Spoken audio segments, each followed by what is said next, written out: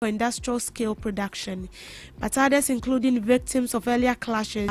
The then NDC candidate and now President John Mahama assured the people of Adan that he would review the concession. With Mahama back in office, they are demanding that he deliver on that pledge. Civil society groups have also weighed in, warning that continued silence from government and parliament risks fueling further tensions. They stress that the dispute goes beyond salt production, touching on resource governance, community rights and trust in political leadership. For now, the Songo Lagoon remains the center of one of Ghana's most sensitive resource battles, as Adan residents await decisive action from both Parliament and the Presidency.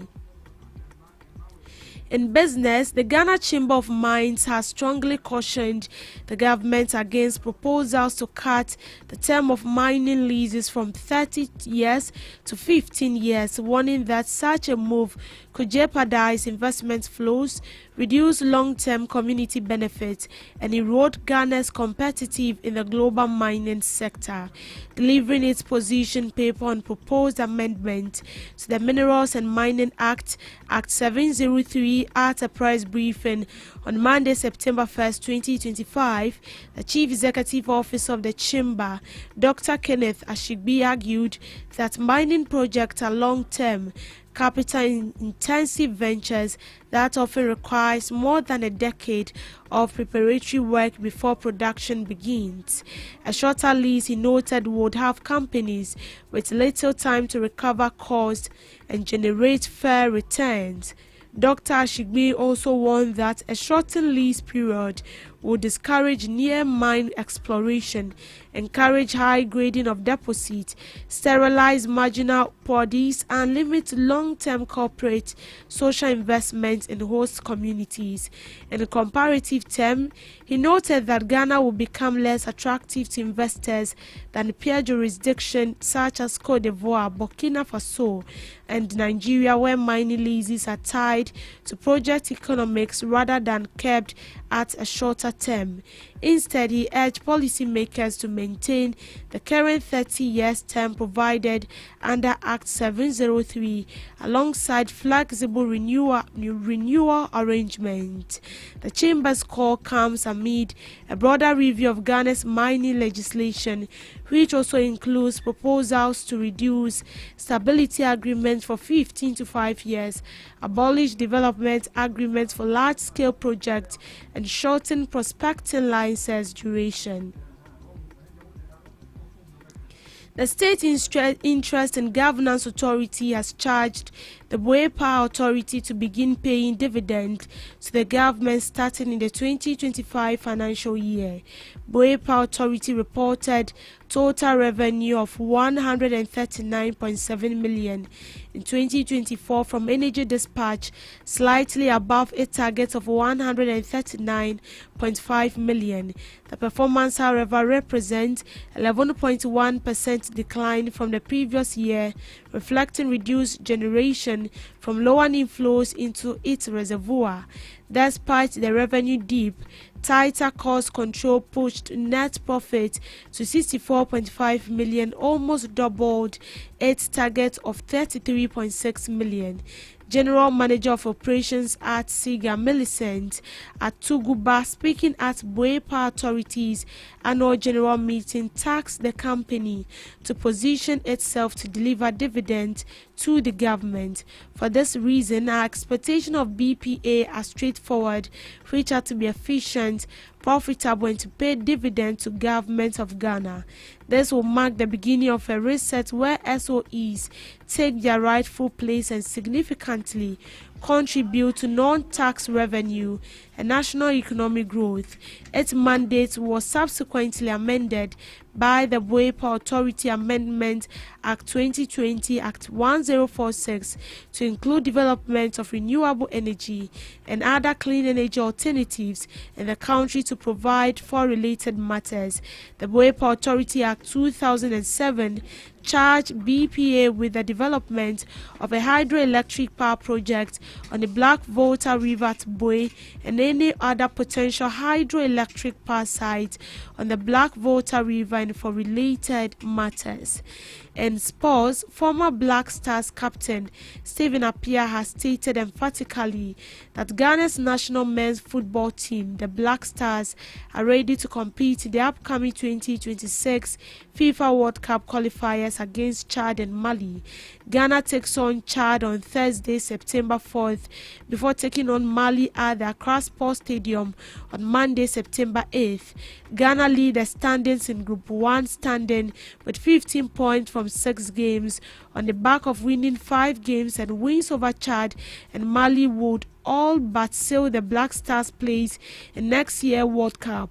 The upcoming World Cup will be hosted in US, Canada and Mexico, and Appiah believes that the team is ready to compete in the latest qualifiers after witnessing the team's first training session on Monday, September 1st. We believe that the guys will make it, Appiah said, after playing at the 2006 and 2010 World Cup. Appiah is serving as the vice chairman of the Black Stars Management Committee. For the first time since winning the Australian Open in 2021, Japan tennis player Naomi Osaka has qualified to compete in the last 8 of the tennis major. Osaka delivered a strong performance to get past former US Open champion Coco Gauff to progress from the 4th round via a 6-3 and 6-2 win. Osaka is set to face Carolina in the quarterfinals on Tuesday, September 2nd. By making it to the quarterfinals, she gets closer to a 3rd US Open title in her career and described the US Open surface as a favorite. I am a little sensitive. I don't want to cry. I had so much fun out there. I was in stance 2 months after giving birth, and watching Coco and I really wanted an opportunity to come and play. It is my favorite court in the world and it means so much to me. Since winning this year's French Open title, Coco Gauff has struggled in the majors. She lost in the first round at Wimbledon. And that is how we end it on the morning news broadcast. Do also log on to www.GhanaTalksRadio.com for more updated news. I am Deborah Adol, so do have a good morning. Ghana Talks Radio, #1.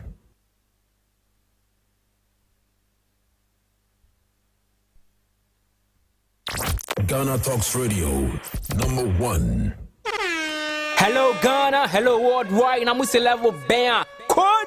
Now listen, every Tuesday and Friday, beyond the time it's going to carry bro. Our Ghana Talks Radio, 7 p.m. sharp. Now Tuesday, we're gonna talk about our culture, our history. Matuni ding setete abako sem. Now on the Friday, you bars on bars. You better rap, you better say it. No artists go join me in the studio. We're gonna discuss about music and business. Konya, or you singer, and now you rapper, you think say you get bars. You go fit spit fire. Now listen, make you join me with studios. Our Ghana Talks Radio, and yes, say then our day. Me say download the Ghana Talks Radio app, no, our Play Store, any App Store. Not tune in, and say this is what you see. Baba live on Facebook, Cointakra, any Ghana Talks Radio page, and this now listen. About your fire, 1 year, Konya, Wadding, Jajan.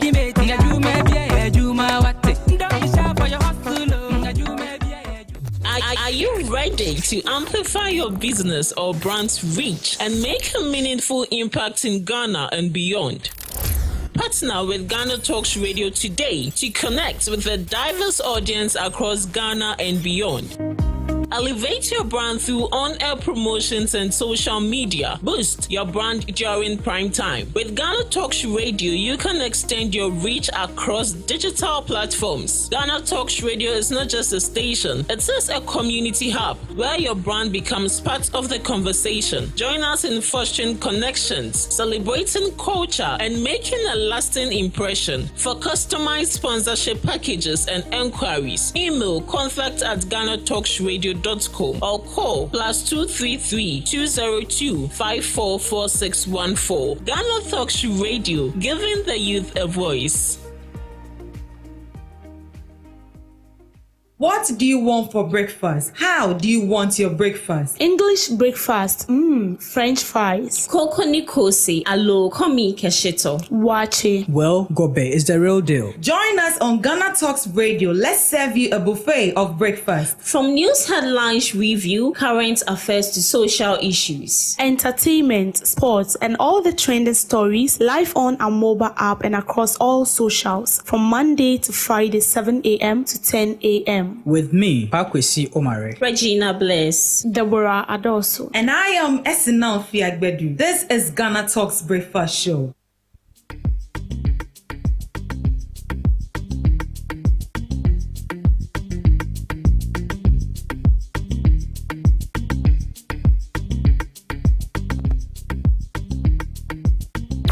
Ghana Talks Radio, #1. Good morning once again. We are back on your screen again this morning for the main discussions of the Ghana Talks Breakfast Show. As usual, we are here to give you informed perspectives on opinions and on issues that matter to you every morning right here on the Ghana Talks Breakfast Show. As usual, I remain your host, Ruth Esinam Fiagbedu. Yeah, like I said before, on the second segment of the Ghana Talks Breakfast Show, we dive deeper and then we bring in knowledgeable guests to share their perspective on opinions on topics and issues. Right here in the studios with me, we are delighted to have Mr. Samuel Okine, who is a member of the NDC National Communication Team, right here in the studios with us to, discuss the issues we have on board this morning. Good morning, Mr. Samuel. Yeah, good morning. How are you doing? I'm fine. How are you doing too? I'm fine. You are welcome. Thank you. Yeah, it's good to have you in the studios. Yeah. And as usual, we have our lady guest, Miss Debbie Adoso, who will be here this morning to also help us, talk about, just by the way, before we have the second guest join us on the show. Miss Debbie, it's saying.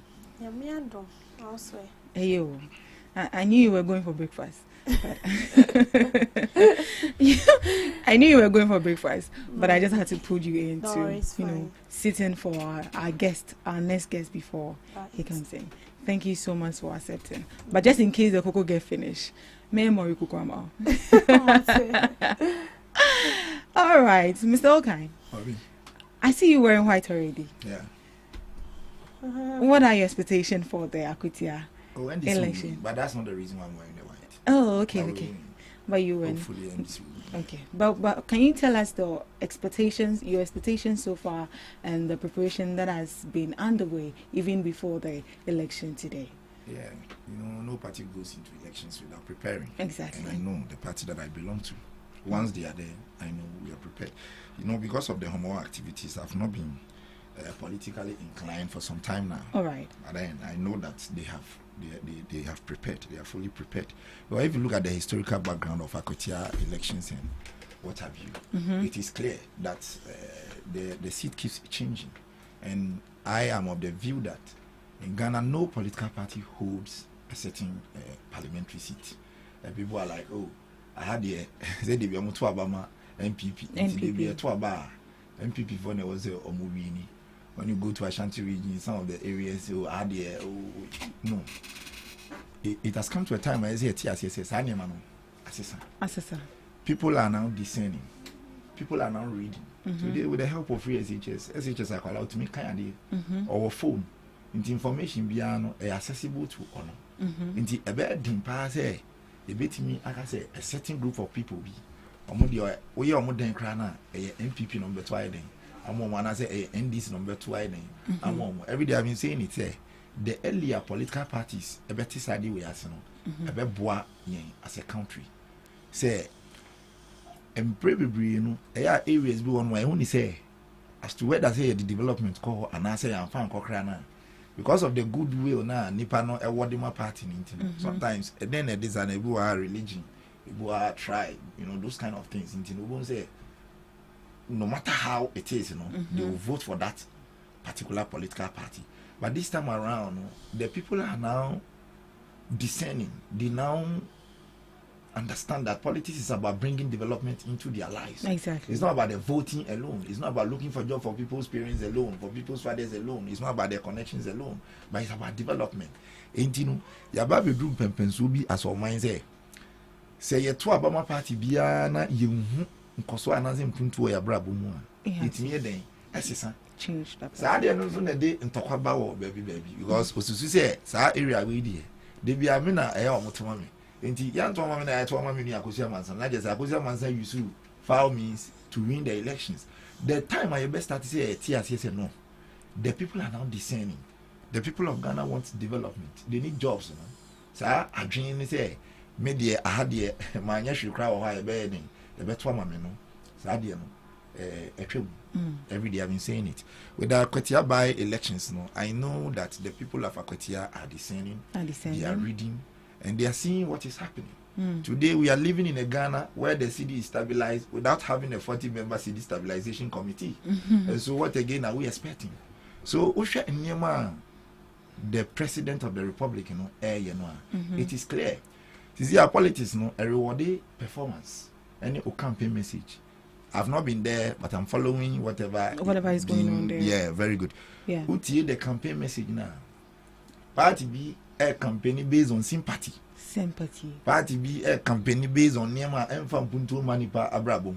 Party B so say ni na maya and Punto Aiden Abama Brabum. And so if you want to be part or if you want to support the agenda, then you have to vote for me. So those two messages, no, they are directly different altogether. And so therefore, me share the NDCIS so far within the few months now.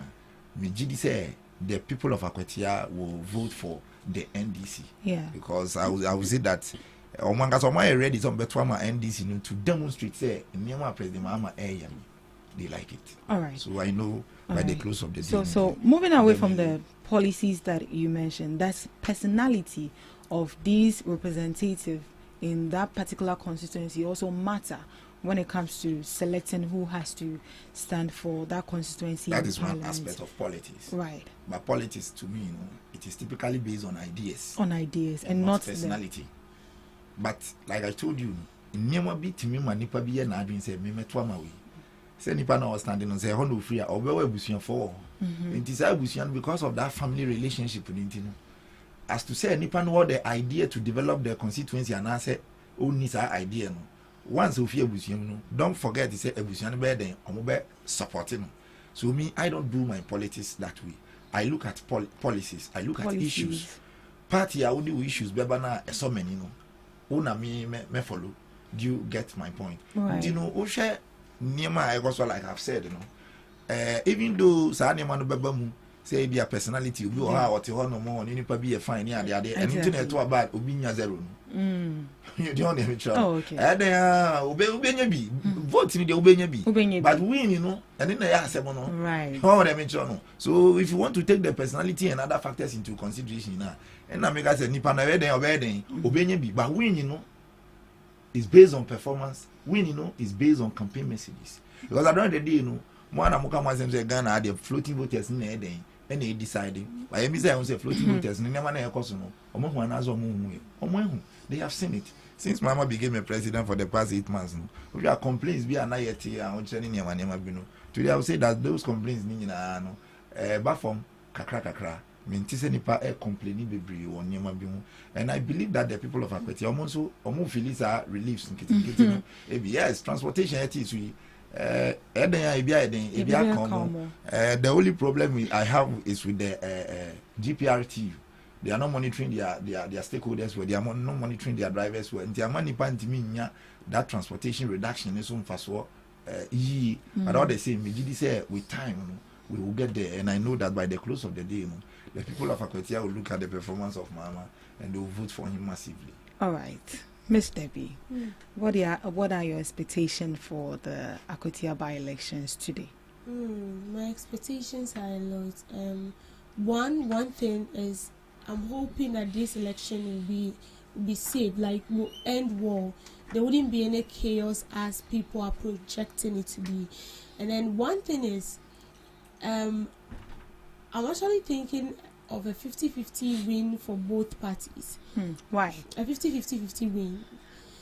Depending on what you are going to put on board. I'm sure Akotiasi said it's a swing. Yeah, it's a swing constituency. MPP bar, NDC bar, MPP bar, NDC bar. So the people have actually tasted what it feels like to have an NDC leader ruling that constituency. And then they have a taste of what it feels like to have an MPP leader leading them. And so they are going to decide with their tongue. Yes, of who they are going to vote for, depending on what you have delivered. As I said, they've tasted these two parties, so they know their capabilities. They know what you have done. And of late, people don't vote because maybe I will TV MFA and the way you carry yourself or the way you have money. We vote based on your policies. We vote based on what you can do for our benefit, not because of all the people take money. I've seen instances where members of parliament gave people money. At the end of the day, they came out spelling it out themselves because they paid delegate money and they didn't vote for them. So it will tell you that we are waking up. So we ask for the money, we'll take a chop in the ABD pan, so the money ABD. But then when we get there, we'll vote for someone that will bring development for us. So I'm not expecting too much though, but then I hope everything goes on well, and then whoever is deemed fit to lead that constituency will come out victorious at the end of the day. Okay. So, Mr. Okain, looking at the number of police officers that have been deployed in that area, do you have the assurance that what we are experiencing in the Ablekuma North election is not going to happen again? You see, I mean, view be saying any election, I say not by elections, I was there. Right. You see, never not being so cause confusion. It doesn't matter the number of security men over there. But it's about the conscience of the people themselves. So the mindset. Very good, the mindset. Election is not something that's in Kekoto about Zenka. Police for ni niema bi ebe boy ho bayan sana yetimi de yekokromuti ayeden atwaba. Right. Zenka ye hia soldier for ni police for ansana yetimi change government ya. Anka we will not move from a military regime to a democratic regime where we have to vote. But in every developing country, changing power no one of the most difficult things. Some of the leaders want to entrench themselves in power, and so therefore, yes, sana na ayani denkakra. Who on was who had they say MPP nana we winning that nana otesu. Inti yabeye ya famu de bit me bia as a political party say yabe maintaining MPP on that particular seat. Oh yes, I know. Strategy be na why we say udi be maintaining. Sell it campaign message out. And I say the pepper spray voting center without an accreditation. Do you get my point? Yes, please. And the chaos be about election biano. A starting free baby. And he said nipa no more no omunya good mindset. But I know my political party NDC, we are always with a good mindset. We are not sure? Oh yes. Based on what ground? Oh, that man what he say electoral violence about baby I can say MPP NDC for and a shas here. That man now better say electoral violence about baby I can say NDC for and initiative. So what of the Akotiaba what of the Ablekuma North Ablekuma North, what happened? violence? I was there. Right. How can you enter into a voting center without an accreditation? No matter how big you are in the party. Electoral Commission ran said before and will be round, we hear accreditation. At that point, though we a party penny move, but once a young man accreditation say, oh yeah, election officer and I say electoral officer and I say police agent and whatever no. At that point, utumi in Drew. At the back when says no Ghana no a hype in Nipa bi na cause problems am I in? Right. Nipa no only accreditation o rem no pobisa say e ba ni sign na security officers no more no crampo e allow no money rem in the first place. So in that aspect would you say the security oh yeah, I mean, yes. didn't do their job? Yes. All right. Every day I've been saying it. Okay. All them make sure no. Who accreditation? Utimi rem. Uni accreditation utimi rem nti say me a police officer na me a security officer na me gina na me check say uni ID card e chese wo ye adwuma wo GhanaTalks wa. Uni kwan say ubewura omu studio na me hwe me hwe han na wura mu na confusion so ahwan na ye all them sure yes. You could be arrested any person at all or a corporate and also contribute to the violence, you know, a corporate, you beat me anything, actually. But the cause of the issue, no, a mina mi jai nipana, only to me say, or bahana or anything, or bahano. At the other day, no, because they are police officers, you know, one case and you can't low key. Near you blame individuals now, where then, or more yes, I know. Because don't forget, party BR won internal security in a way. Ghana with you and you are aware. Yeah, Ghana. There was there was a time. I was here. Your bandit, your friend is saying, party vigilantes. We have been in Ghana here. Right. Say yeah, co-elections are now party women boys now we actually mask now we actually winner, you know, they even feel superior over the state security personnel.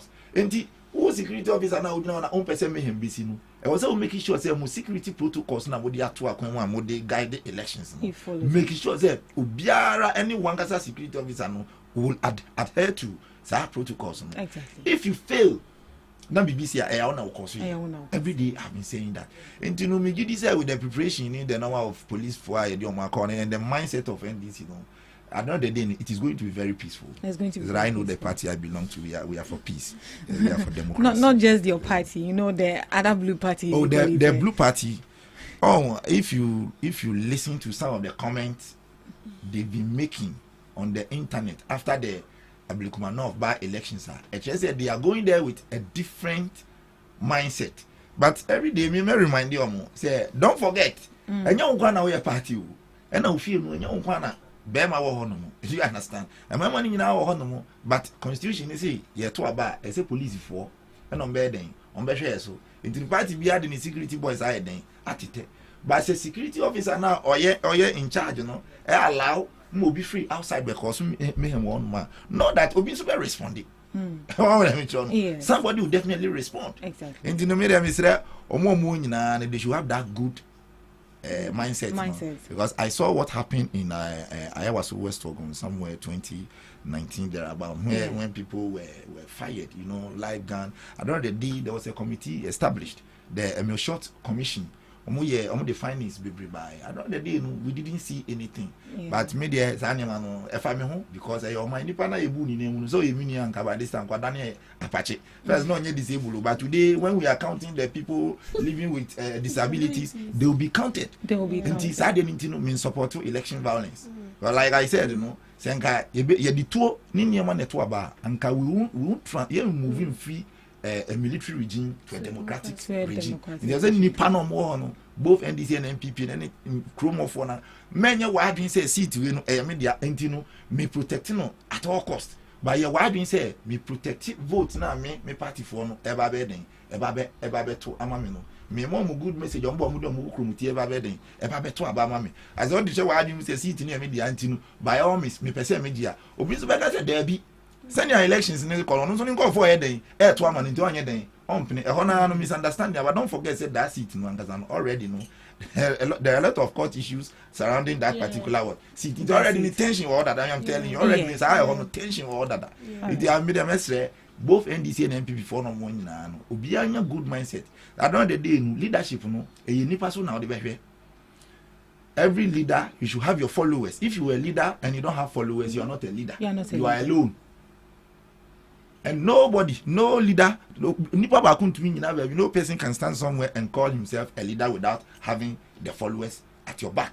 And you know, say, oh, consume him. Now you should oh man for now, we are leader now, oh, Shishem Ramo more parliament, you should no more than Apache or Honoma. It is your own business. So I would say that everybody should have that good mindset. Now, I don't really know, be very peaceful. A baby, you know, now will be no be to now.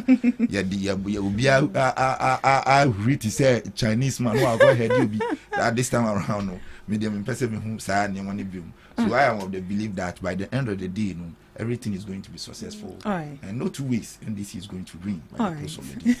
Okay, thank you. I'll come back to you. So, Miss Debbie, and we've heard some reports from the residents that looking at the number of police officers that have been deployed to that areas, some say they feel intimidated. Do you think that is going to influence the vote turnout, like the number of people that will come out to go and vote? Because it looks like looking at 5,500 600 police officers that have been deployed to that particular constituency. Not even a general election, just a by-election, and this number of police officers are there. As a resident, obviously, you're going to be scared. You're going to be intimidated. Do you think looking at the number of these security personnel that have been deployed in that area is going to influence the voter turnout there? In a way, I would say yes. In a way, I would say no. No, in the sense that police officers or police personnel being deployed in this huge number is to prevent what we already experienced or saw in Ablekuma North, and that shouldn't deter you from voting, because as I said, police or the security, they are people, they are friends, they are just there to maintain order. They are there to maintain peace. They are there because of your safety, right? So that we don't experience any chaos. We saw flying pythons in Ablekuma. We saw a lot of things in Ablekuma. We saw instances where excuse me, even a security officer was seen beating a journalist. We saw all these things, but I'm not saying we are hoping to see them do that. I'm sure they've already done their homework, but they're deploying such a number. For me, I believe is to scare away people who have the motive of causing chaos today as Akwetia, not to deter you, the person that are coming in to vote. This shouldn't scare you. You should even feel confident to go out and vote. You see the police around. It's to tell you that I'm 100% safe.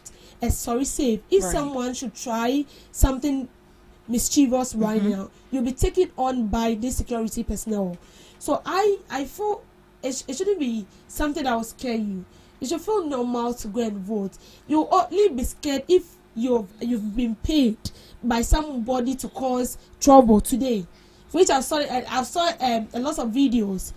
I don't know whether you saw Apenyo Makin telling the people that say but na say omode gidi ba almost for gidi you don't tell people this. So even this, would you say that security is only based on the presence of the police and not the political actors also have a role to play, as in speaking they and then a role to play. Mobilizing their supporters. The leaders, they have a role to play, and I would say that most of these problems or the violence we see, 90% is because of these leaders. They are causing a lot of chaos, and they are playing with our minds. They get us from here, from our mindset. You telling the people that what are you trying to tell them? And we saw what they did to us in Dunkitia. It doesn't make sense. What you've already done. Don't forget that Akwetia, as it says, is a constituency we know, but we have MPP people who are affiliated to MPP in Akwetia.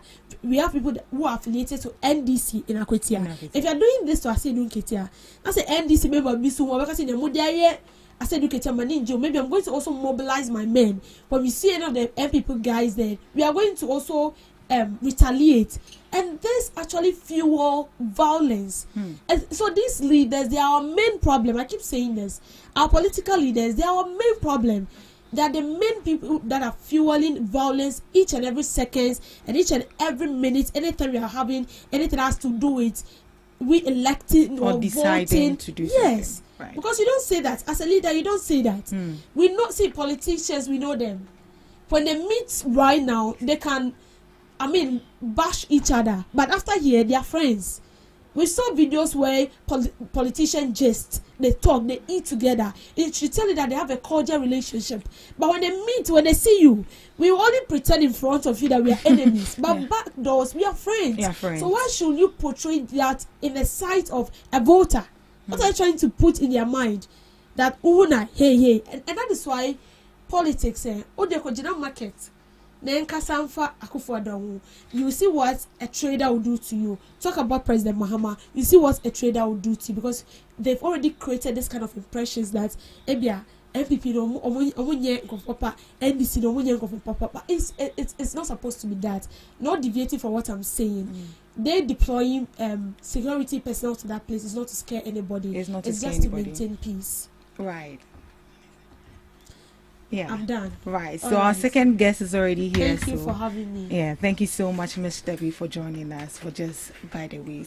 So it's not just the responsibility of the security personnel to maintain peace and order during election, but it's equally the responsibility of political architects to also make sure that they put their supporters in place and in order and make sure they maintain peace. However, intimidation issue now Yeah. it's a serious matter. Right.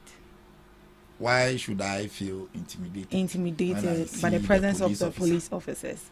Nipa bi na akɔtena baabi na wɔn create message bi, and they are trying to churn out those messages for people to assume say bibi huhuhu bi extraordinary bi everything ayɛ den akɔ so, and that is where the people begin to feel intimidated.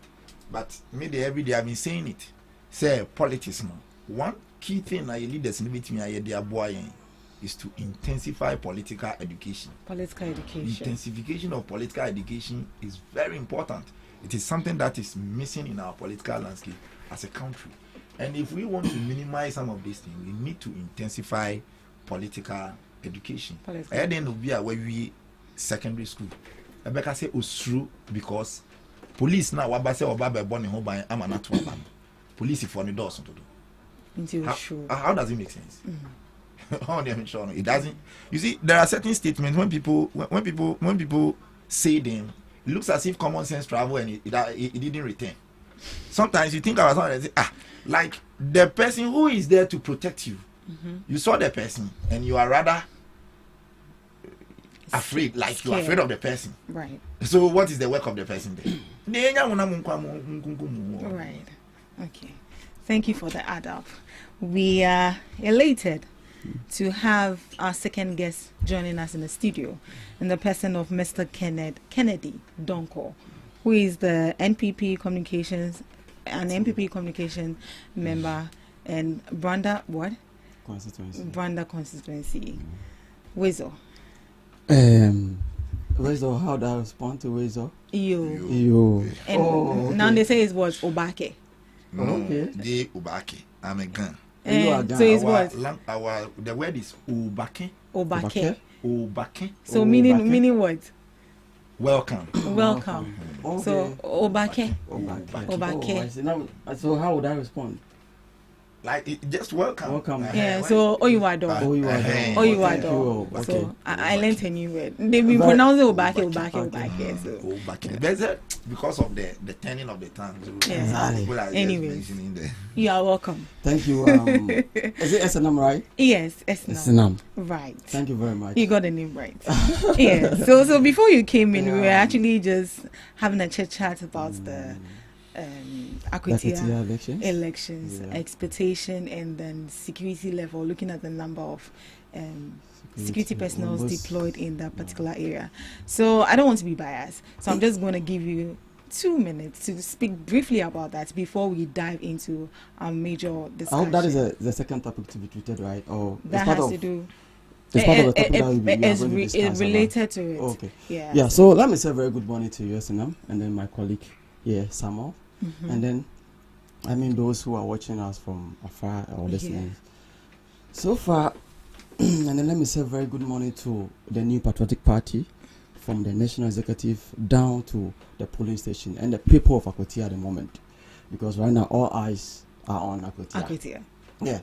So far, yes, when I was coming, but please let me use this platform to send my condolences to Omare. Yeah. In fact, I heard the sad news and it's quite unfortunate, but that is what the Bible says. No matter what you come to this world, automatically you will leave. So this world is just a temporary place for us. That's what I've learned, especially when we lost the 8 gallant men in this country. Basically about Muntala, when the man just died. I saw that yes, indeed, this world is just a temporary place that we are just coming to. Your time is going. Yeah. So when I was coming, to be frank, it is time for us to actually focus on the nitty-gritty aspect of everything that happens in this country. So I'm just looking at your expectation. Yes, okay. Yeah, so Yes. you don't dive into I understand main discussion. The main discussion. Yeah, Yeah. so- So basically, what I'm just expecting that at the end of the day, I'm expecting a peaceful election at the end of the day. Right. And then I'm expecting that everybody should go out there and vote. Good. They should be intimidated by the voice of the NDC Okay. or trying to troop in security, more than almost 6,000 security, including the soldiers and other. No, they Oh, shouldn't. soldiers have actually been Ah, deployed you as didn't well. hear that one too. Oh, I only heard of Ah, police officers. oh, okay. But I'm not aware of the Okay. military. So before the election today, I think the security, I forgot this man's name, is sent soldiers there to just go around, and people were complaining that you are just coming to intimidate us because the military is not supposed to, steer our elections. They're not supposed to supervise it. The constitution made it clear. I hope you understand. Yeah. So based on that, now what I was saying is that they shouldn't be afraid of anything. They should go out there and vote. And at the end of the day, by 7 p.m. today, you will see that Kwame Solomon Asumadu will be the member of parliament that will replace, the late member of parliament. All right. Thank you so much, Mr. Donko. Yeah. He expressed his expectation for the Akotia by-election. So latest by evening today, 7 p.m., I'm sure, we should know who won the election at Akotia. Yeah. All right. So that takes us to our main discussion for this morning. So for our first topic has to do with the removal of the CJ. You know, we've been following this story for quite some time now. If I'm not mistaken, right from March, for almost like 6 months now, when she was suspended due to some misconduct and then all of that. And 3 petitioners submitted a petition to the president for her removal. And aside that, the president brought up a committee to look into the issue to digest the petitions that were presented to him to find out if indeed the woman has to leave or if she has to stay. And as part of that, she was suspended for them to have the investigation. And then yesterday, they brought out the results of the investigation. The committee brought out the results of the investigation. And it happens that she had to go. Was that something we were expecting? Or it came as a shock to you personally? Me? Or you? Me. Okay, sure. So, thank you very much. I think this is very important, topic for discussion today. Therefore, in as much as I belong to one political party, probably I'll focus much on education, background. Right. I'll come from so far based on a research that has been done concerning, a country democracy. Right. You see, for every country to triumph, it is foundation on what we call democracy. And democracy is premised on 3 key major institutions. So it's like a tripod. Even within this tripod, we are not expecting that one should override the other. Right. The issue is the first institution that makes democracy very solid in the country is what we call the executive arm of government. Right. Because without the executive arm of government, it's very difficult for you to steer the affairs of the country. And because of the framers of the constitution, so it's very relevant that we should adopt this system of government is due to the fact that if you allow, the executive to malfunction or to be so powerful, automatically it will affect, the country's management. And based on that, we know the second aspect of the institution is what we call the parliament and then the judiciary. Now, these 3 institutions are in tandem with each other. They try to check on each other. So, at the moment that one of these institutions become weak, then automatically you have to see that the democracy of your country is at a dire situation. Is that what we are saying now? Yes. So I'm just building the base for you to understand the premise. Now, you see, I don't want to go back to history, but SNM, you and I, and then including Mr. Okay or Samuel. Yes, You see, though we didn't experience certain era in this country, whatever we just experience, what we are experiencing now is the Fourth Republic. Yes. But antecedent history has shown us that the kind of trajectory that we've gone through, the intimidation that we went through under the PNDC in this country. I don't want to go back to the Kwame Nkrumah, Buzia, and then the other, subsidiary leaders. But just want to focus on within the 1970s coming down to the 1990s. That was a time that even, you see that we are here, we're having a very chatting, discussing about issues of this country. Yeah. But then you couldn't. Because of we weren't under democracy. And when you are a country that's leading by a military leader or a despotic leader, automatically it will affect the freedom of the people or the citizenry. Now, what has happened yesterday? You see that I've worn black today. Blue black. Oh, this is black. Is it blue black? It's blue black. Are you sure? This is black. Okay, I can see well. Okay. Because I'm mourning. Oh, why are you mourning? I think you should be white. You see that he has wore white today because he's in victory. You see what has happened yesterday? I was shocked to the extent that I couldn't believe my ears and at the same time my eyes at the same time, because you know that Ghana is dubbed as the beacon of democracy in Africa. I hope you are aware of this. Yes. The entire continent. History has shown that when it comes to democracy, Ghana is the best. But what has happened yesterday? Do you know what we call it? We call it constitutional coup d'etat. That has happened yesterday. How is that constitutional? Because you guys guys have just taken this on a lighter note. Because they presented the petition. Yes. And then presenting the petition to the president doesn't take just him alone to decide. According to the constitution, he's supposed to seek the opinions of the Council of State. And that is what he did. Yes. You see? Good.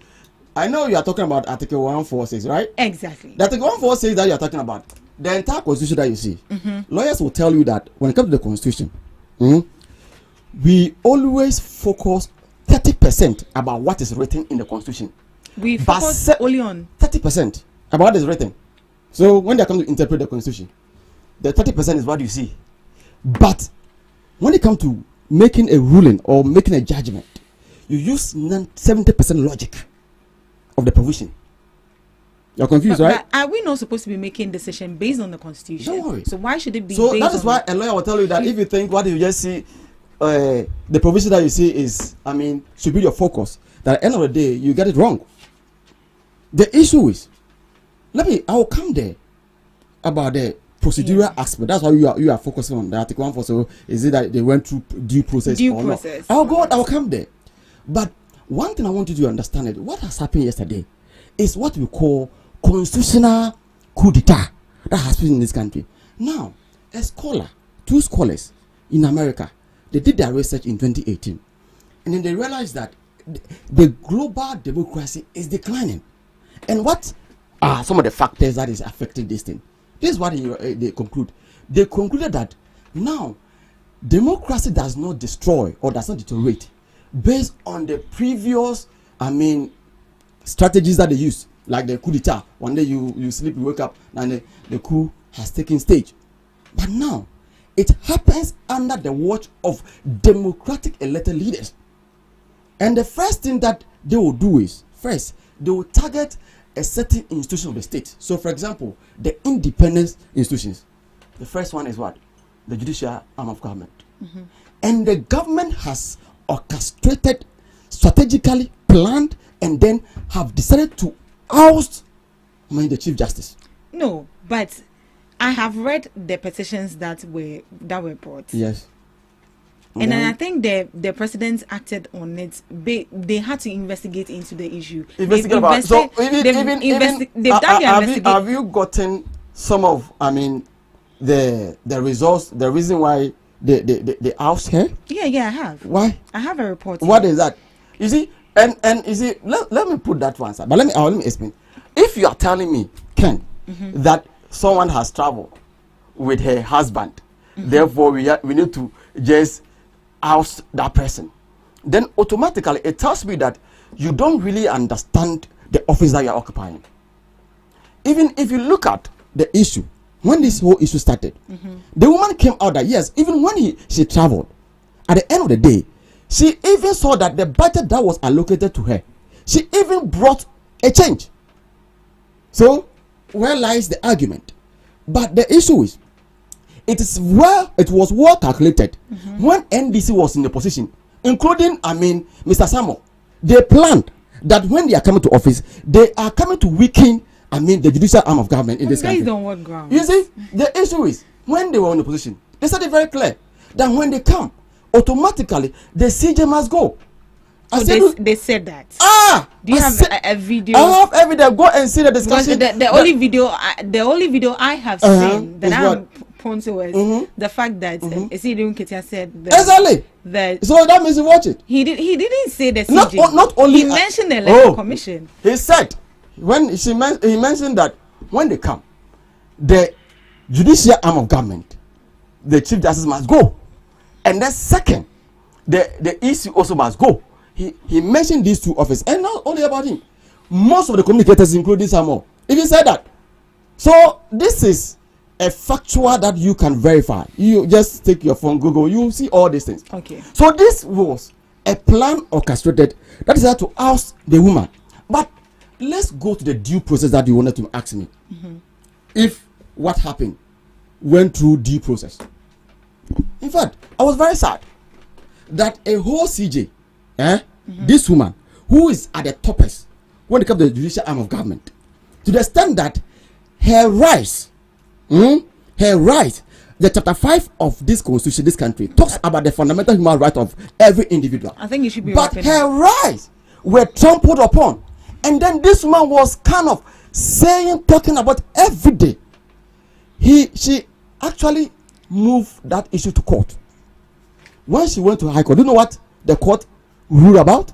The court said the court doesn't have the jurisdiction about what the woman was seeking for. Okay. The issue is if that person went through all this thing, and at the end of the day, you brought a report. Now, even the individuals, the actors that formed the committee, some of them came or were there out of vindictiveness.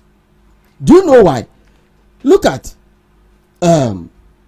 this man, Domelevo, the former Auditor General. If the former Auditor General was part of the committee, Asina, you tell me. You think it's loud? Or was a payback time? You see, so when you are forming a committee, at least you have to get people who are neutral. But Domelevo issue, even if you follow the Domelevo issue, Domelevo was asked to go for leave. After going for a leave, then it entered his pension. Okay. That was the whole issue. But at the end of the day, they brought this man to be part of this particular committee. So you ask yourself, okay, how can you come and defend your enemy? Okay. Is it possible? I'll come back to you. But I didn't finish. But I'll come back to you. Let me give some. Let me hear from Mr. Okai. Mr. Okai. Yeah, I'm very happy, and I am glad. And as my brother is saying, I'm wearing white because somebody has been sacked from office. If sacking somebody from office, that will strengthen our democracy, then I'll say that it is good that I'll put on a white shirt. And I'm very happy that he started by educating us on separation of powers. Separation of power, check and balances. Yes, something that was propounded by Baron de Montesquieu, 1748, when you check the first there. You know your history. The fact that a particular arm of government is checking the other doesn't mean we are weakening our democracy. We are rather strengthening it. So looking for... Look, if there was a plan which was made to remove the Chief Justice, then I'll say that Mr. Kandapa was part of that plan. In 2022, he said, if steps are not taken, to restore the belief in our judicial system, very soon, Ghanaians will not trust our court system again. Kandapa said it. In 2024, he made a similar statement. That means even in your own party, your people saw how the judiciary was being manipulated. Your people saw how the judiciary was being controlled. All the statements you are making, all the points you are making, what I heard about the judiciary was from your party, Mr. Kandapa. He said it. The facts are there. You can go City News. He said, no, if steps are not taken to restore the integrity of our court system, very soon the Ghanaian citizens, they will lose trust in the court system. And when did we see? We saw it when during President Mohammed's inauguration. That was the saddest part of our democracy as a country. That judges, including our Chief Justice, who came there, sworn in the president, and then upon returning, the people were hooting at them. That is the kind of disrepute. That is the kind of that is the level of, I mean, how the woman brought our judicial system. You see, when my brother was talking, he was not able to make a single point to say that President Mahama acted contrary to the constitution, or the committee, they acted contrary to the constitution. But he was rather bringing in Mr. Domerevo and whatever. And if today you claim that people who are known to belong to a certain political party are not supposed to be part of a committee, should a former MPP parliamentary candidate be a Supreme Court judge? If you claim that people who are affiliated to a political party are not supposed to be part of a mere committee to investigate somebody. But was it proven that she was a member of the new party? No. MPP parliamentary candidate was appointed as a Superior Court judge under Kufuor's tenure. Are you not in Ghana here? Were you not here? The news are there. I can give you the news for you to read. A former MPP parliamentary candidate was appointed as a Superior Court judge under the Kufuor's administration. Right. And that is how low the MPP administration brought our judicial system. The same Domerevo that you are talking about. Look at how you removed the man from office. Look at how you captured some of the state institutions. And you are here talking about state institutional independence. But was he fit to be a part of the committee to investigate into the Chief Justice issue? Was he? Was he fit? As in, is he a neutral person? The Constitution has never said they should select neutral people. Did the Constitution say that?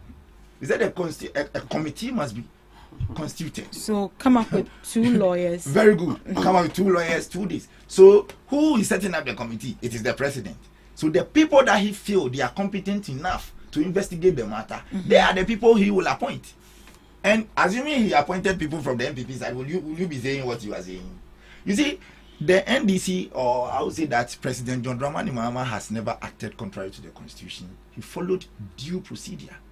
And until my brother is able to point just one thing, that one mistake that the committee did or President Mahama did, then I will say that whatever they have done, it's a slap on the face of our democracy. But anything apart from that, I will not accept whatever he's saying. Do you get my point? Because we are rather strengthening democracy. We are rather making sure that justice is served. We are rather making sure that we are equal before the law. That not only few people will be subjected to the law, and then the law will be protecting the less powerful, more powerful people in the society. We have been in this country. We have been in Ghana here. You see? If you look at the cases that were contained in the people, what do you call it? The petition which removed the Chief Justice. They stated incompetence. They stated misconduct. They stated a whole lot of things. Look, in the case of Opuni, what happened? The woman changed the judges. He constituted a new panel at a time when the Constitution does not allow that. Were you in this country? So in her office, she breached part of the Constitution. Yes. And the people captured it in their petition. Okay. Was he able to deny it? She was not able. So you think that was evidence enough to even... Look, you see, sir, if there was no case in that issue, the committee wouldn't have come out to say that. And in fact, I listened to them, and they said about 90% of the issues leveled against her were true. And we have been in Ghana here. We know how the judicial system has become. So I don't know what you are crying for.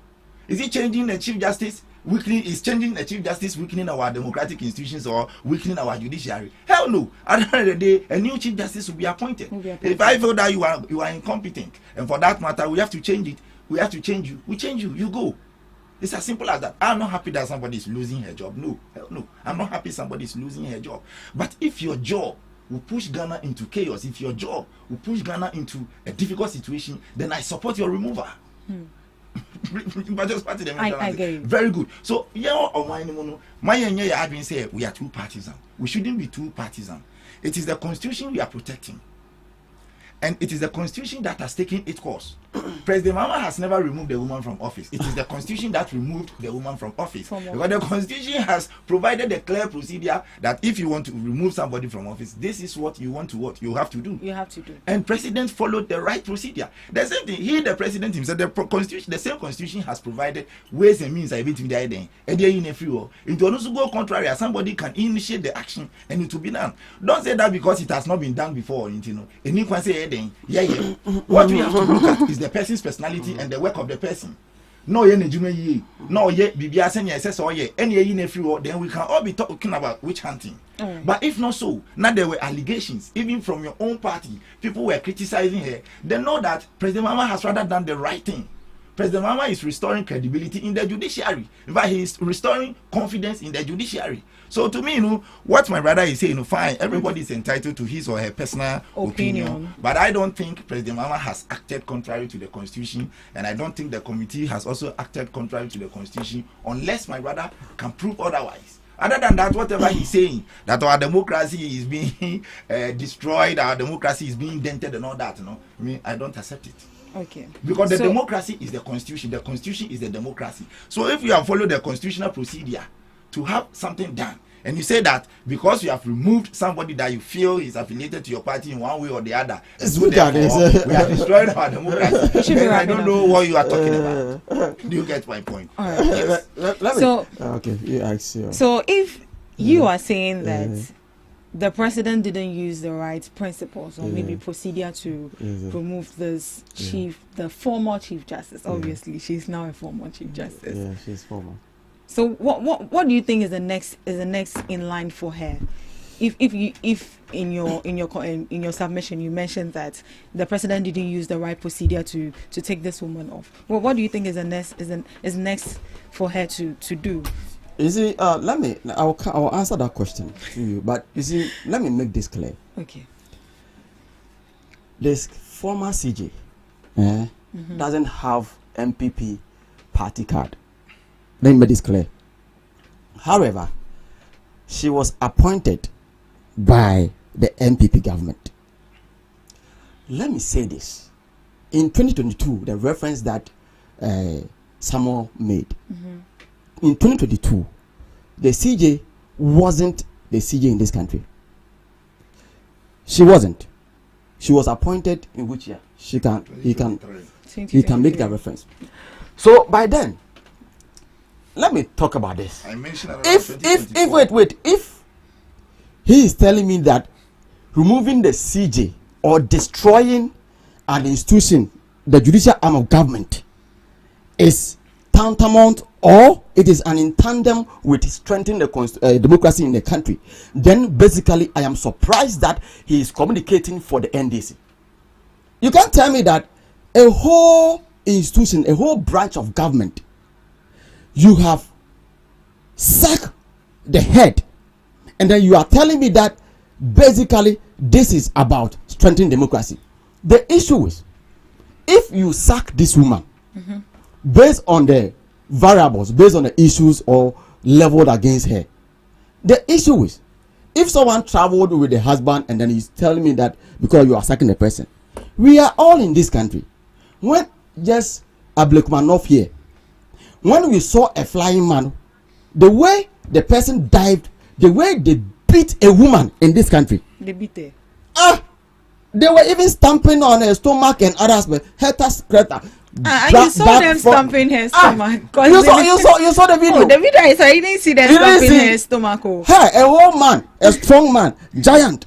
The way he was beating the woman was so sad. Aside that, they also beat Chris Lloyd, which is the national, deputy organizer of the NPP. Of the NPP. All this happened. It went to court. And then the slash only says 1,000 Ghana cedis. That, you people just go. Do you know assault? When assault happened, or which is misdemeanor or a felony, they shouldn't have spent less than maybe 3 years in jail. But at the end of the day, decide to give them just 6,000 Ghana cedis. But wait, I'm coming. I'll look at this. Look at the magnitude of what happened. But the president, under his watch, said, "Oh, just take 6,000 from them and let them go."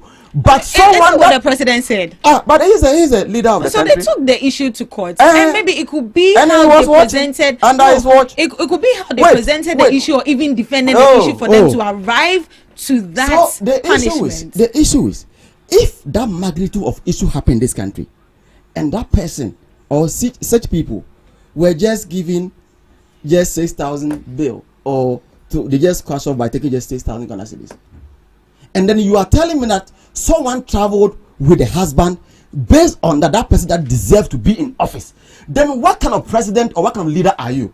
But you see, the issue is what is happening. And as a young man, Samuel and is here trying to defend the issue that is happening, I am ashamed. And when I see a very vibrant youth who try to defend the undefensible, then I'm shocked. I am scandalized of the words that he's using and then try to defend the whole issue.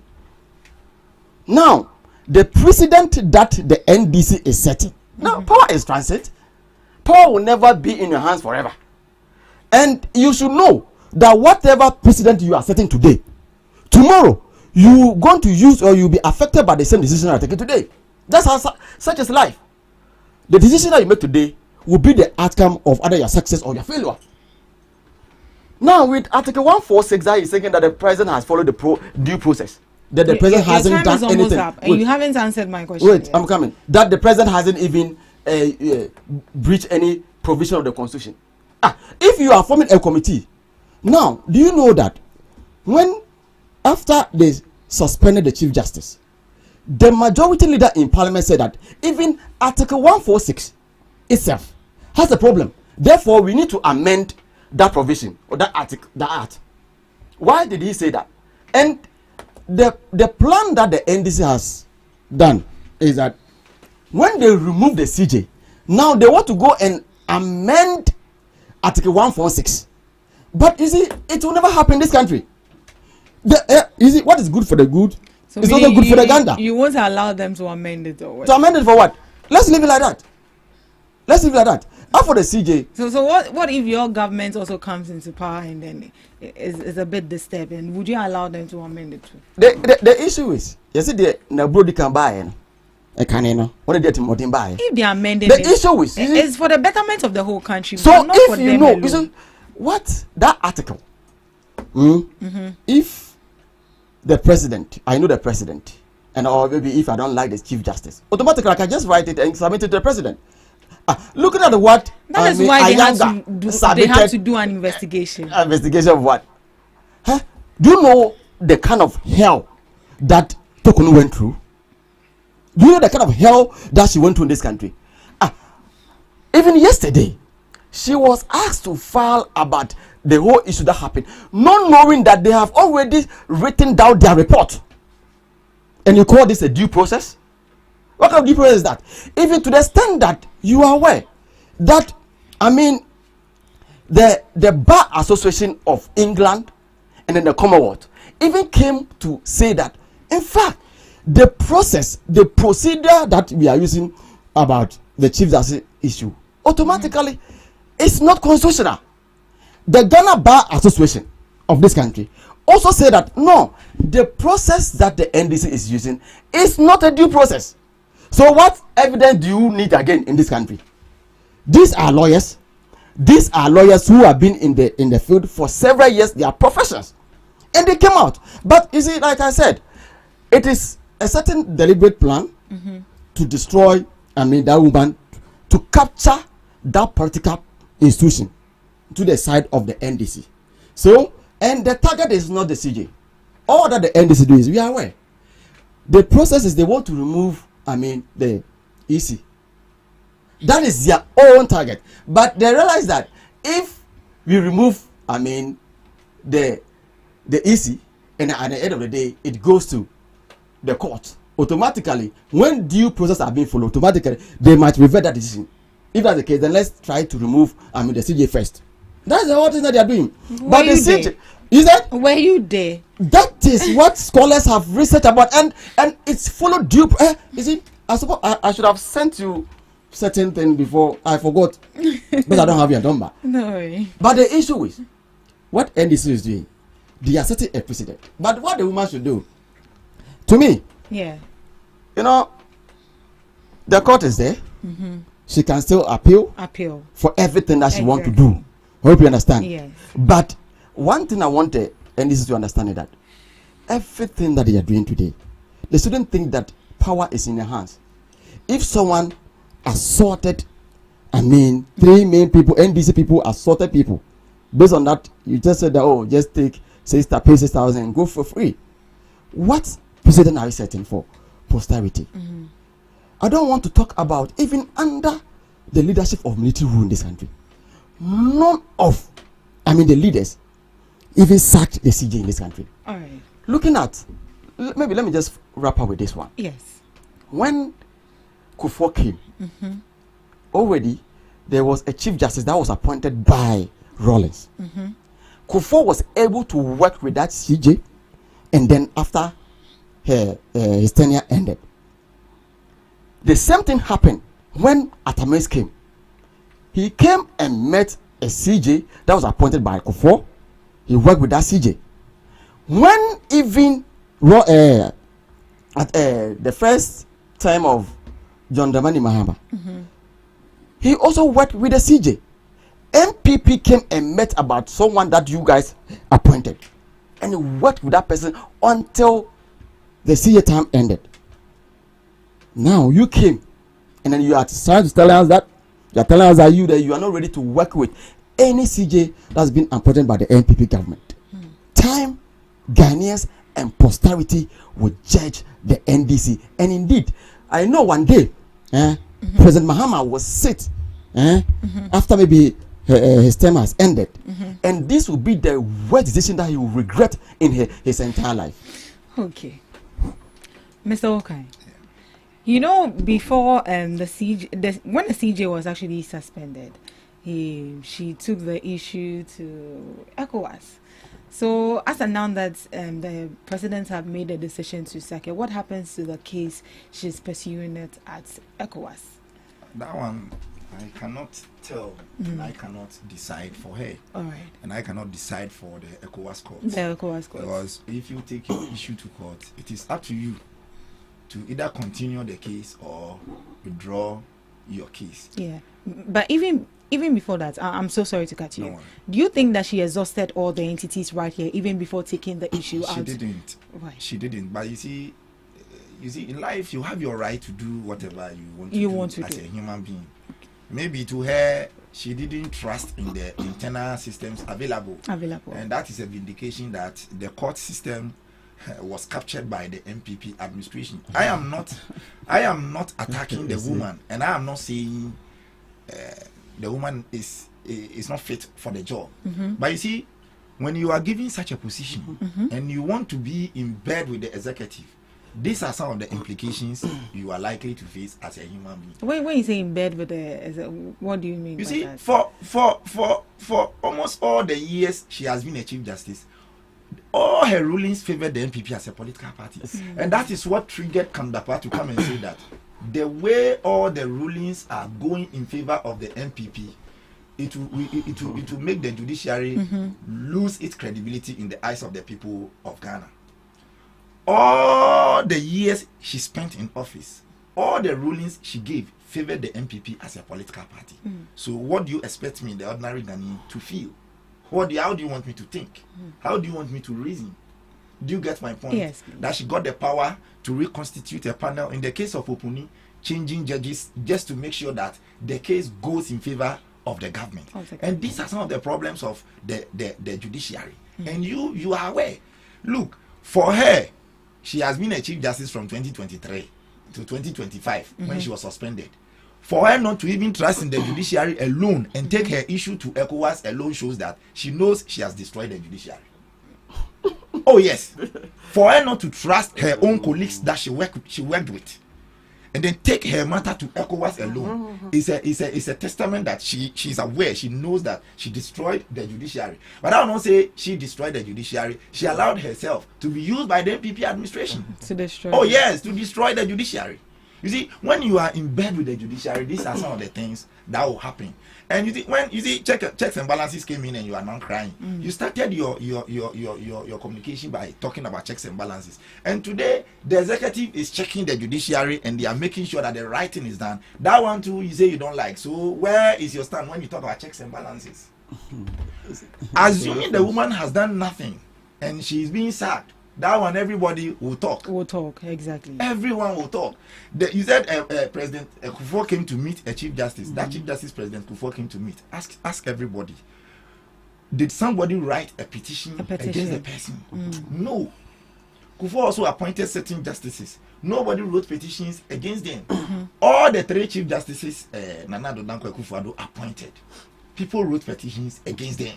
What does it tell you? It tells you that whenever MPP is in power, they try to capture the judiciary, especially under the Akufo-Addo administration. And it is clear. And don't forget, Mahama promised the people of Ghana to reset the country. And anything that comes into the reset agenda, me, Samuel Okai, I support it. So it's all part of the reset yes, agenda. It is part of the reset all agenda. Those people out. You see, all my brother is saying, he has not been able to say that the woman didn't do anything, and so therefore whatever you are doing, you see, I've been able to mention instances where even me, that I'm not a lawyer, I feel she didn't do things right. Me, that I'm not a lawyer. You see, the changing of the judges that you're talking about, probably maybe you need to get your facts wrong. You see. So you think people send petitions to the president to take those people off? You see, no. You see, that judges that you're talking about, when MPP, Akufo-Addo wanted to appoint certain judge, wanted to promote them to the Supreme Court. And then NDC said that one was the plan of MPP to pack the court. But do you know that when NDC came, less than 7 months, they were appointed 7 judges to the Supreme Court that you are talking about. And then the judges that they were complaining that they don't qualify and then they belong to the MPP, they appointed 4 of them to the Supreme Court. So you see the double standard and then the dishonesty of the NDC. You see, whenever there is issue in court, there are several reasons that can happen that you can even change the judge. The Constitution allows that. So you can't just come and tell about that because of that she didn't do right thing. Then probably that's why I said you have to get your facts very well. All the allegations that you are talking about, that let me say you talk about, is it? So the woman sent the issue to ECOWAS. Yes. And then you are saying that because of MPP, the woman doesn't trust the system. You, the same person, you sat here just right now by saying that MPP has captured the judiciary. If MPP has captured the judiciary, then automatically it tells you that we have upper hand in it. Then if we have captured it, then why then will she leave Ghana here and go to ECOWAS? So it tells you that when we were here, we didn't capture the judiciary. If the people were occupied or the judges there are her own people or belongs to the MPP, and then as you claim, I'm just using her by his own words. If that's the case, then she wouldn't have gone to ECOWAS and make her case there. She would have stayed here and then make a case. So please, when you are making an argument, make sure you make an argument that everybody will say that yes, this is solid. All the claims that we use against that, you know, if you don't know that, I'm telling you that when it comes to destroying of democracy, every country now, we don't use coup d'etat, but the NDC want to capture. You see, the NDC, the thing they are smart. Should be wrapping up. When the president went to a trip, he was there. And then, if you remember, we didn't this saw last week, that was last week. It was on the social media that the president will not go for the third term. If you remember. Yes. And then, when this issue just came now, then they released this particular report. Do you know why? Why? Academics will tell you that this is what we call crocodile the John. The thing are very smart. Well, what is crocodile? You see, I'm Wakadrek. Do you know Wakadrek? But he said he will not go. He will not go. Or you think he's sucking the seed? He want to empower himself. He want to become the head of Medusa. Do you know the head of Medusa? Oh, so supreme. Now, do you know the name? The new name for what's the name? President Mahama. What's his name? You don't know. What's his name? You don't know the new name. I only know. Have you heard? Do you know Idi Amin? I don't know that. They said now he's the Idi Amin of our time. Yo. So please, that one, big man, Samuel, you are a fine gentleman. Listen. And I want you to be speaking to issues. Listen. And don't just try to speak because we have to speak. Listen. In the exercise of the judicial powers of Ghana, the judiciary in both the judicial and administrative functions, including financial administration, is subjected only to this constitution and shall not be subject to control or direction of any person or any authority. Do you understand that statement? It is a constitutional provision. Look, as a judge, as a chief justice. What? Please article? I want the provision. What article? What did you read? 20 article what? +1. You see, as a chief justice, you have already constituted a panel. They are sitting on a case. Once you have constituted a panel and they are sitting on a case, what to advise you or what to force you to change judges on the panel sitting on a particular case at a time when you are not supposed to do so? Okay. You see, you just don't want to accept the fact that the woman misconducted herself. You are just trying to shield her because you feel some of her rulings were favoring your political party, and so therefore she should be left. You see, if you say we should strengthen democracy, if you say we should strengthen our judiciary, then why are you talking about the woman alone? But you're not talking about the entire judicial body, because the woman is not the judiciary. The judiciary is there before the woman came. A lot of people have headed the office, have occupied the office before. Just that we have not experienced a removal of a chief justice in Ghana before. And this is the first time. And anything that is in the constitution, definitely one day somebody should initiate it.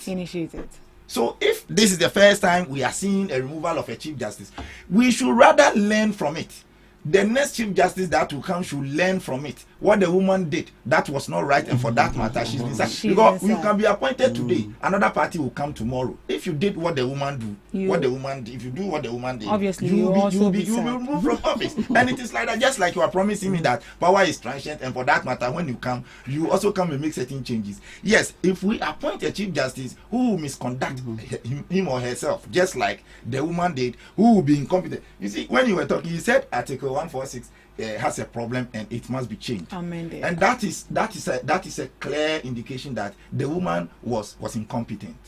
Did she see it? Or before it was applied to her, before she realized that there was a problem there? Yes, because if you are the head of the judiciary and you feel that there is a particular section of the constitution that has a problem, because as a judge, you are the custodians of the constitution. You interpret the constitution to the people of Ghana, and you have realized that there is a problem with a particular article. You never said anything about it until it was applied to you.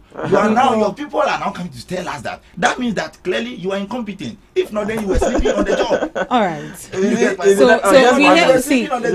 have other topics to also digest. You see, let me just wrap up with this. Please, I'm giving just 50 seconds. Okay, yeah, sure. So you see, if we are saying that because of some of the rulings that happened under the tenure of Tokonu, then that means that he belongs to the MPP. Then probably our argument has died on arrival. In 2012, we were all in this country. When the election petition went to the court, the CJ ruled in favor of what? Of the NDC. Did we make such argument? Okay. So such argument, I think we are above such argument. And the last one is the CJ about Article 146, that she should have, raised a consent to amend Article 146. What are you telling me here? A person who is in charge of, our judicial arm of government should raise a clause to protect her. What are you talking about? So wait. So okay. Don't make this argument. Please. But I was referring to even the majority leader.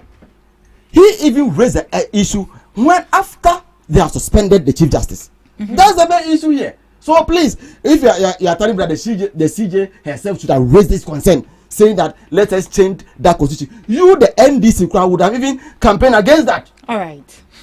I think we draw the curtains on this particular topic that has to do with the CJ. It's actually a very broad topic that I wish we could spend the whole time digressing and then talking about. But we have other subsequent topics we also need to equally talk about. So that takes us to our second topic for discussion that has to do with the influence of incumbency on by-election. As today, Akotia decides. Do you think there's incumbency is going to influence this particular election? I don't think so. Okay. I have said it times without normal. That I don't believe in those things when it comes to elections. Or you can give me money, you can give me whatever you want to give me. I can still decide to vote against you, just like your sister was saying. But I believe in good policies and I believe in past performance. Today, if the people of Akwatia are going to vote, they have evidences to vote on.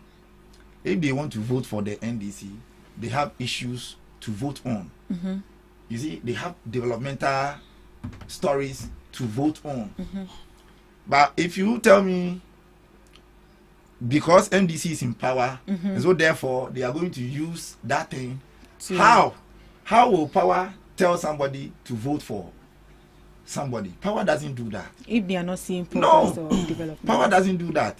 If you tell me that, oh, because NDC is in power, so the people are just going to vote for them, then I think you have to explain. All right. I believe they are going to vote based on the performance of the NDC within the 8 months in office, and that is what is going to influence the vote. And I am hopeful that by the end of the day, the NDC is going to win. Like I told you, today as we speak, our city is stable without having a city stabilization committee, just like we saw under the MPP administration. Today as we speak, we've been told that even when NDC is in power, dollar will go to 20 Ghana cedis. Today as we are speaking, NDC is in power, and look at the rate of dollar. We've been told that as days go by, things will be difficult for all of us. Today, Mahama has demonstrated that it is not true. With good governance, prices of commodities can be reduced. You see, our problem as a country is that we don't have monitoring systems. Yes. That is our major problem. But under no circumstance somebody will come and sit here and tell me that President Mahama is not performing. We don't have monitoring system. Like I mentioned GPRTU this morning. Yes. Transportation fares have been reduced. Today, if you want to go to, let's say, Accra, they pick you and then drop you at Bayard, and that same car picks you again. So instead of maybe spending 6 cedis or 7 cedis, you end up spending, let's say, 15 cedis. Or even 10. So it looks as if what the government is doing, the real benefit is not coming to the people of Ghana. And that is why people are complaining. But every day I've been saying that, you see what is happening. The attack shouldn't go to the party in power, or the attack shouldn't go to the government directly. But partially, you can blame the government, because government must put up institutions or monitoring mechanisms to monitor some of these things, so that the relief will go to the consumers directly. But government is unable to monitor some of these developments. So the Akwatia by-elections, the people are going to vote for policies, and they are not going to vote based on sympathy, because sympathy does not change somebody's life. Exactly. But good policies can change your life. They are going to vote based on policies and issues, because policies can bring them development. Policies can bring them schools. Policies can bring them a reduced fuel price. Policies can bring them free first year tertiary education fees and all that. Okay. So I believe that the people are going to vote based on policies and the performance of Mahama within the period of 8 months. And that is what they are going to vote for. So by the close of the day, I am hopeful that the NDC is going to win. There is nothing like, I am in power, I have the security men at my disposal, and for that matter, no, the security men, they are not robots. You can't just tell a security man that go and do this, go and pick this ballot box, and the person will just go and pick it for you because you are in power. No, it doesn't work like that. Okay. It is only, like I told you, you see, Ghana, we need a lot of political education. We need a lot of political education. That intimidation something, it is just a propaganda that people are churning out for people to believe that NDC has brought security men to intimidate the people of Akwatia. But I want to use this, your medium, the people of Akwatia, those who are listening and watching us. The security men there are rather there to protect you from pepper spray people. They are there to protect you from people like Azugu. They are there to protect you from people like Dogo. They are not there to intimidate you. Just go to the ballot box. Just remember what President Mahama is doing and what he is about to do. Go to the box, cast your vote for the NDC. Because I believe that you people are now, you are discerning, you are ready. Even that seat already, there is a problem there already, and it went to court and all that, because one party was not satisfied, and it went to court. So I believe that they are going to vote based on issues and not intimidation or incumbency or whatever people are trying to say. Okay. Mr. Donko. Yes, and is it when it comes to elections, we have school of thought that influence voters' behavior. But the NDC and what they are doing currently at Akwatia, in fact, is disheartening.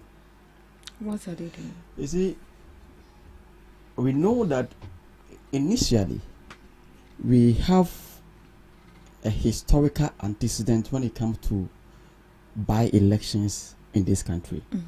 You can talk about Chereponi, you can talk about Talensi, you can talk about Abdul Manov, can even talk about Ayawas West Wogon and that aspect. And all these elections have indicated a certain way of disagreement among the two major political parties, the NPP and the NDC.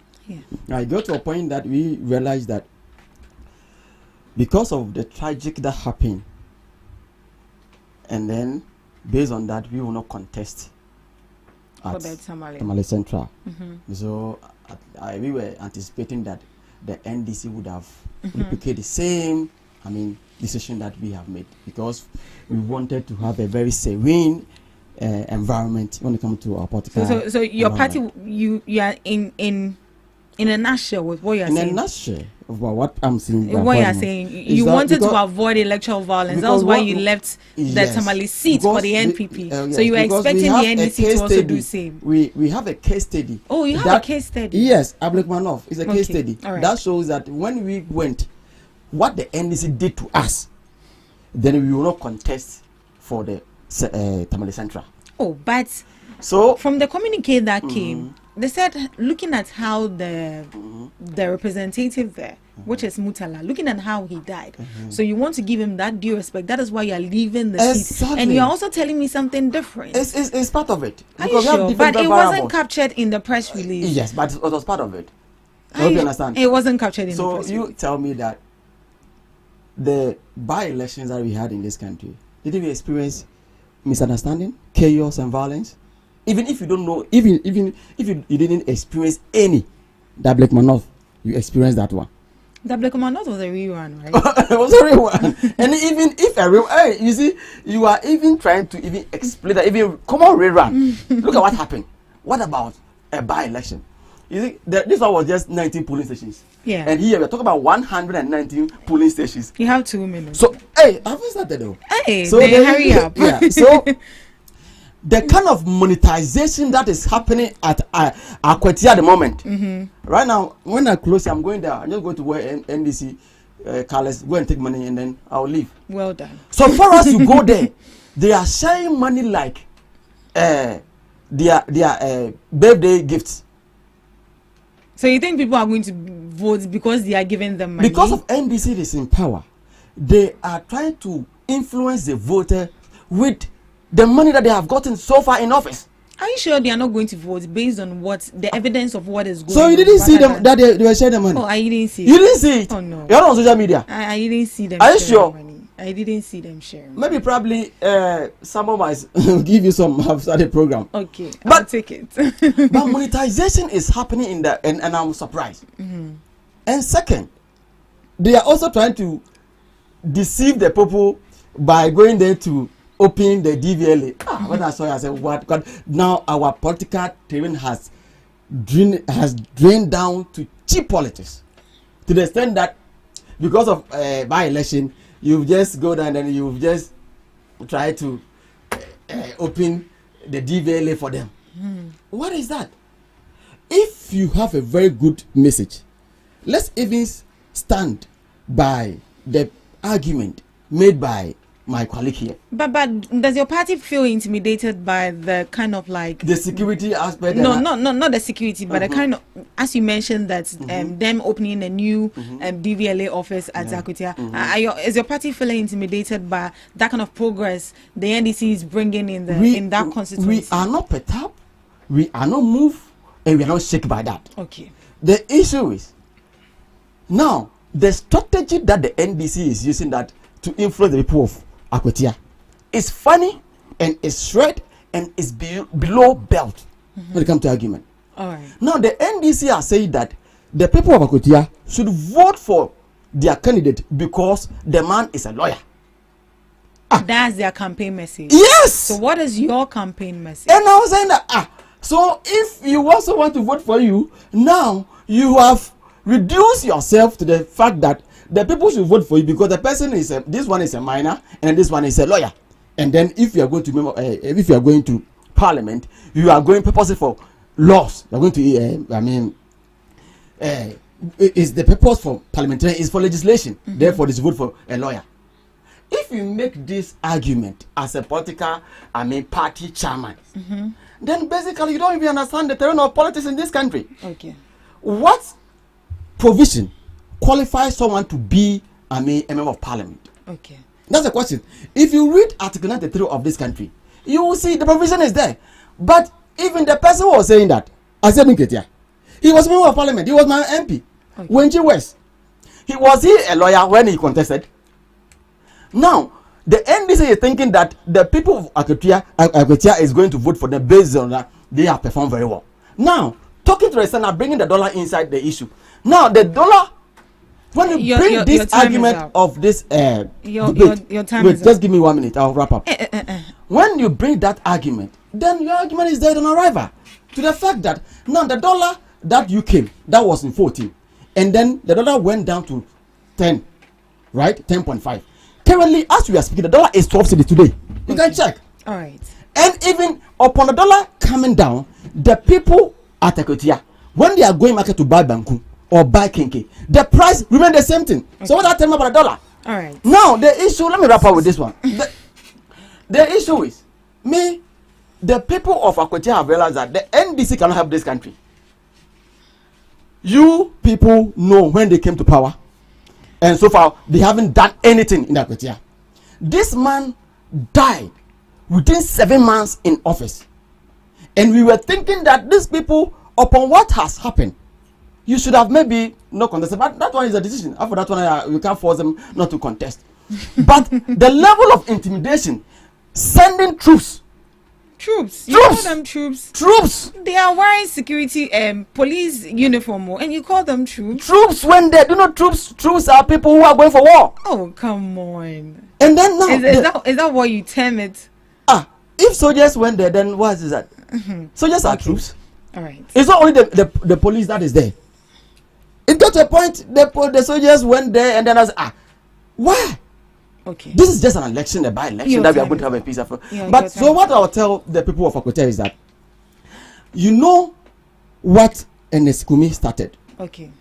And now, if you want the best person, and even looking at what Solomon Asimodo is doing for them, he's a minor. He has employed thousands of youth within that constituency, and then they are ready to vote for him. And the NDC should be thinking that, and then they are saying that if you vote for the MPP, automatically, if you vote for the MPP, automatically you are not going to develop. What are you telling me? They should go and read the Common Fund Act in this country. Okay. When it comes to development, MPP, members of parliament, they are not responsible for development. All right. It is rather the Common Fund that is being used to develop the constituency. Okay. So they shouldn't be intimidated and be influenced by such comments. So we are just going to look into our last story briefly, very, very briefly, as we have exhausted almost all the time we have. So the Ministry of Lands and Resources says is adopting a new policy that will ensure mining communities directly benefit from profits of mining. They are going to provide social amenities for these people, such as hospitals, schools, and then all of that as part of the new policy that is coming up. Briefly, 2 minutes, please. Before I go there, I would like to respond to some of no, I don't think I don't think time will permit us, please. Just 1 minute. Please, I'm begging you. He spoke about we have another program coming up. He spoke about Ablekumano. See, I think we can do that another day. Anyway, no problem. All right, thank you so much. When we talk about these mining communities, I have lived my life in Obuasi before. Right. I know Obuasi very well. In 2013, President Mahama established this mining fund to distribute the monies that are accrued from mining to the community. I think 20% of the monies they will get 2013, and it was assented in 2016. Okay. And 2016 we lost power. Akufo-Addo came. He didn't continue. I don't know what he did with it. And then he brought the mining scheme, the community mining schemes, which later turn up destroying our water bodies and our communities within the mining areas. So I think it is a brilliant idea, not a new thing, but it is something that the President Mama himself, he has initiated already. When he was a president. So he just picking up from where he left. It is something that is there. And to me, I think it is good because when you go to countries like South Africa, the areas where they mine their gold and all that, those areas are developed. But when you come to Ghana, all the communities that we get our gold from, the cocoa from, when you go to those areas, I'll say that they are less developed. They are deprived communities and all that. They mine and then they bring the resources to the central government, Accra here, and at the end of the day, the people there, they suffer. So I think in the wisdom of Mama, if he feels that the monies that we are getting from our mining, he wants to use some to develop these communities, I think it is in the right direction, because even our constitution advocates for even development. Yes, the constitution advocates for even development, that the national resources must be shared accordingly, it must be shared evenly. So why should there be a case where we mine from somewhere, we bring the money to develop other areas, and then where we are getting the natural resources from themselves, they are lacking development, they are underdeveloped and all that. So I think the decision the president has taken to use part of the monies we are getting from our to develop those areas, it is good, because it will ensure even development and even distribution of our national resources. It will ensure development and distribution of our natural resources. That was from Mr. Okai. Yeah, so briefly. So you see, the whole idea, if you look at our mining communities, right? The first that I went to Obuasi, in the Ashanti region, I was so perturbed. I was so worried to the extent that when I was young, I've been hearing that when it comes to mining, is Obuasi. But today, when you go to Obuasi, they don't even have roads. Some communities don't even have waters. They don't have proper water to drink. They don't have schools. Would you blame that on the previous government? So, the issue about mining communities in this country, he mentioned South Africa. If you go to South Africa, communities that they mine, you see that yes, indeed, this is a place that they take minerals from. Right. So that the whole idea of developing certain communities is a perfect idea. But the issue is, the person who is speaking the same thing that you want to do that is in question. Hope you understand. How yeah, you see, when NDC was in opposition, they made it categorically emphatic that the NPP government is destroying our mining sector to the extent that that destruction is affecting, the water bodies in this country. To the extent that they worry the government that when it comes to the mining sector, we should put a state of emergency on the mining sector. Hope you remember. This same government, when the MPP government said that, no, looking at the situation of our mining sector and how some people are abusing the Mining Act, someone will come and get a very nice concession. But at the end of the day, when the person goes to the field, the person does something different. If that's the case, then we are going to fight the issue of galamsey in this country. When Akufo-Addo put his presidency on the line on this particular issue, NDC were moving from village to village, encouraging the people to vote for NDC. When they come, to allow them to mine, to do galamsey in various communities. I know you want a fact. I'll give you a fact. Do you know Koku Buahin? Koku Buahin was moving from mining communities, destroying our water bodies. Now, they promised the good people of Ghana that when they come, they were going to repeal Article 2462. Well, they've written to the agency. And the issue is when they came.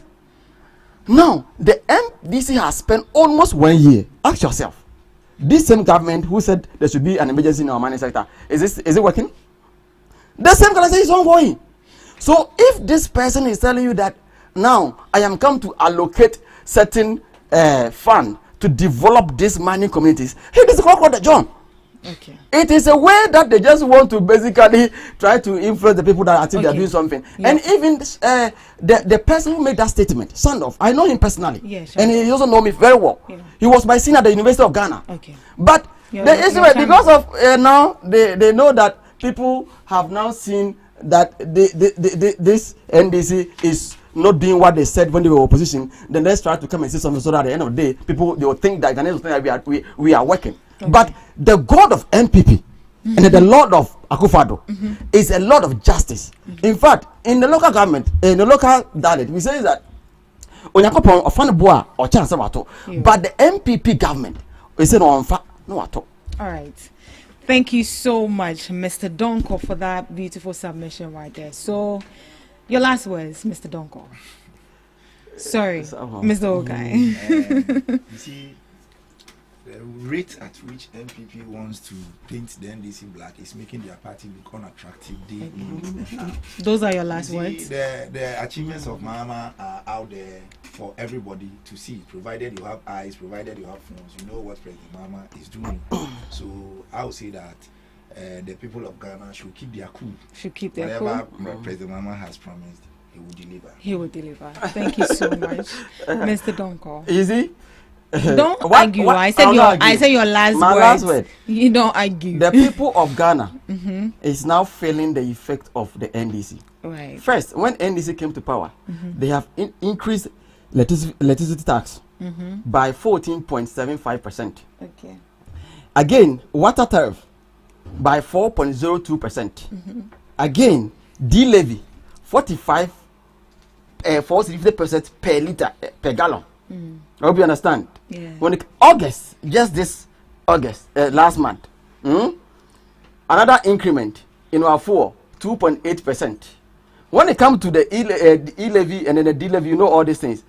You see, this is a government that promise you, everything that when they come to power, they'll do for you. But now, we are seeing the reality. What I will tell the good people of Ghana is that time will always vindicate the NPP. Right. And as soon as possible, time vindicate them.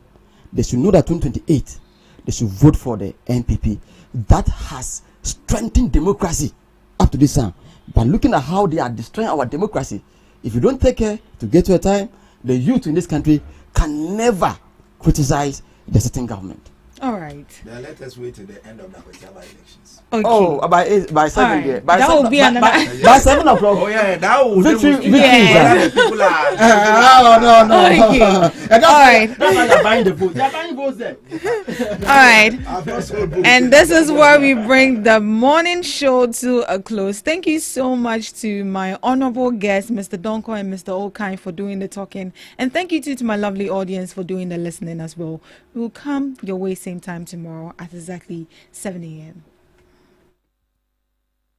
Number 1.